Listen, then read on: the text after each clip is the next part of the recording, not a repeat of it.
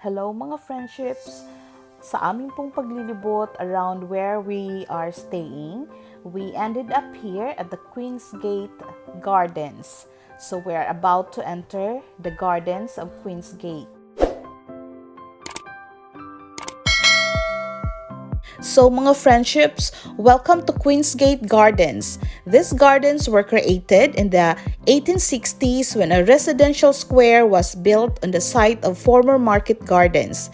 Today's landscaping largely retains the original Victorian layout, and the old mulberry and catalpa trees are believed to be at least 150 years old. Circles visible in the landmark World War II underground bomb shelters. A carpet of bluebells and blossom provide a real wow factor in spring, while the garden brings joy and sense of community to its members all year. Yes, mga friendships. We're here in Hyde Park, just taking a walk because it's very hot, and the boys are, as usual, are in front of me already. Now mga friendships, welcome to Kensington Gardens. So this garden began as part of Hyde Park, laid out by Henry VIII as a deer chase or hunting ground. That changed in 1689 when King William III and Queen Mary bought Nottingham House at the western edge of Hyde Park. The royal couple called in Sir Christopher Wren to transform the existing house into a royal residence renamed Kensington Palace. Kensington House, Prince William's residence, and the Duchess of Cambridge.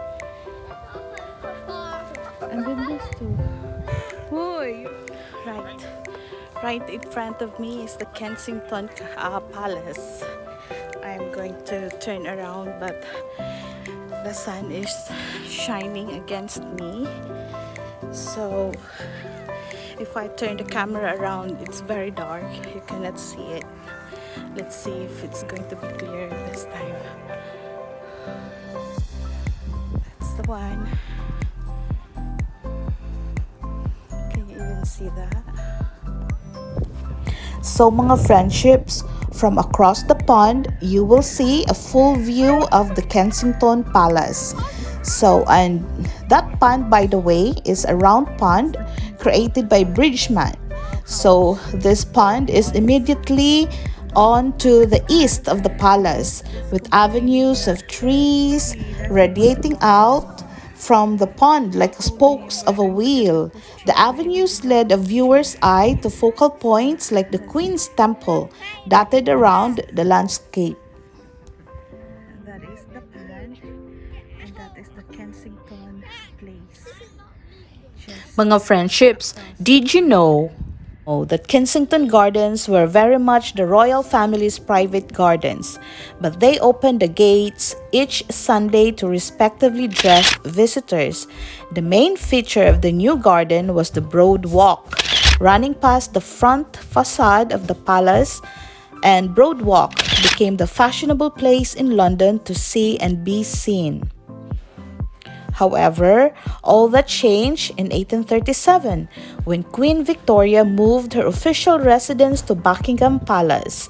The garden was left to decay, and most of the ha-ha was filled in, and West Carriage Drive became the boundary between Kensington Gardens and Hyde Park.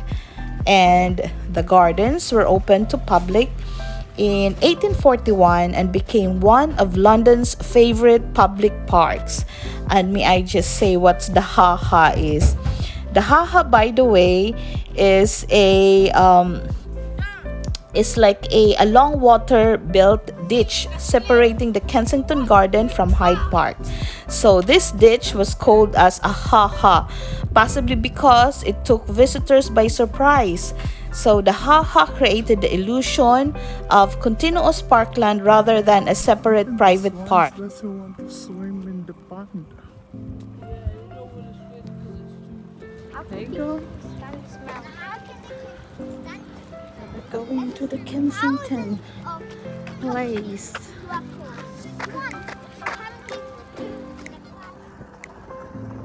Friendships.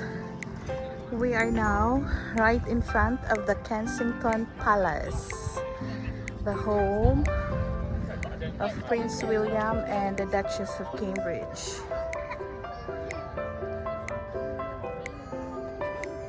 That's it, mga friendships. That's the Kensington Palace. So mga friendship, this Kensington Palace stands at the extreme western edge of the park. And this was built by Sir Christopher Wren for King William and Queen Mary.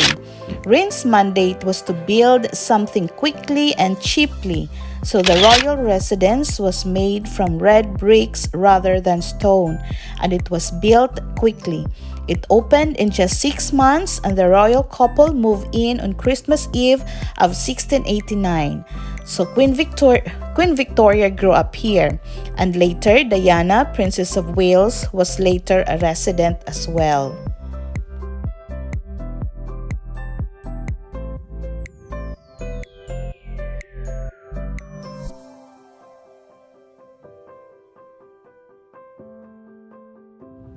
And that, mga friendships, is Queen Victoria's marble statue at the edge of the Broad Walk just east of Kensington Palace.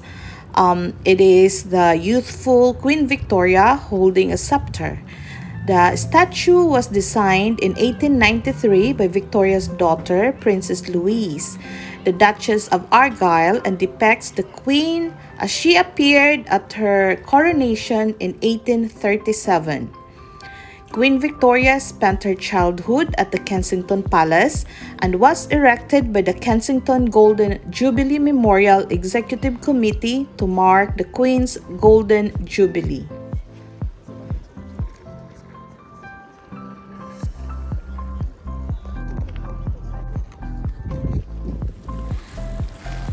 These two are already tired. We're looking for some ice cream and water. It's a tree. Yeah, keep going, keep going.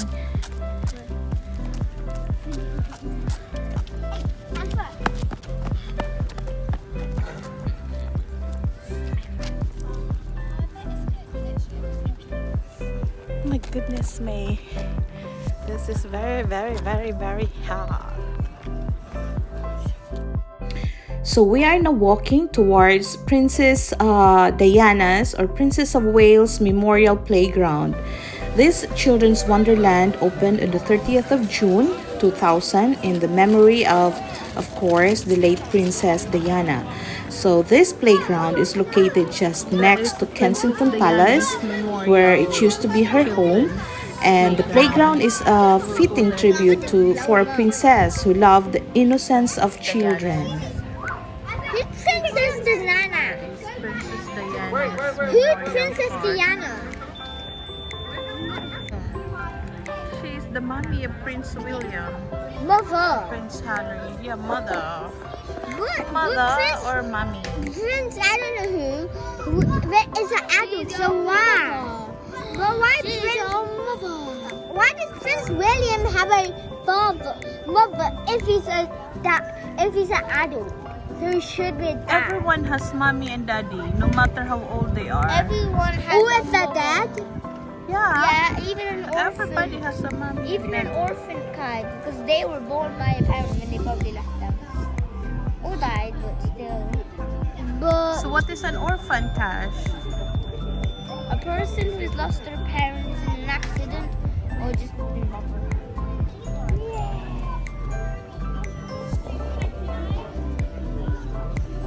How's your ice cream?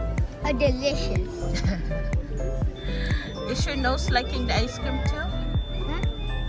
I think Kiv's nose. Oh my god. No. Was that an expression? Did you like that? You like it? Oh, cheers. Cheers, Cash. Cheers. Chewy.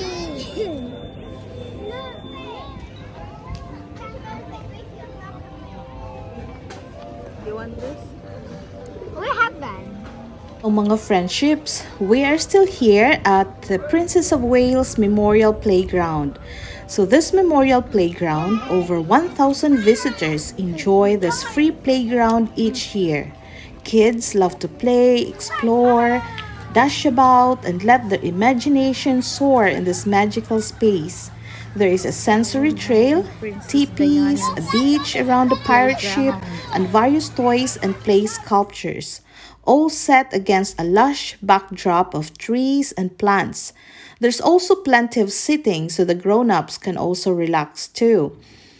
The design has created an area where less able and able-bodied children can play together and seeks to provide for their physical, creative, and social educational development of the children. And this area was inspired by the stories of Peter Pan. The playground encourages children to explore and follow their imaginations, learning whilst they play.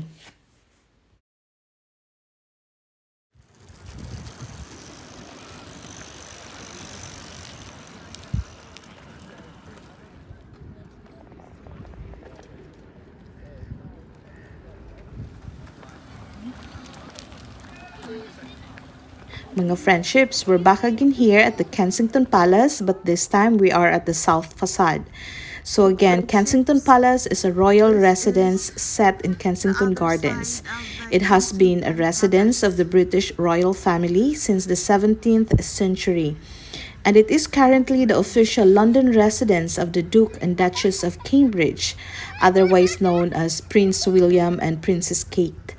So the Duke and Duchess of Gloucester, the Duke and Duchess of Kent, and the Prince and Princess Michael of Kent. Also, right outside the south facade of Kensington Palace stands a larger-than-life bronze statue of King William III, 1650 to 1702.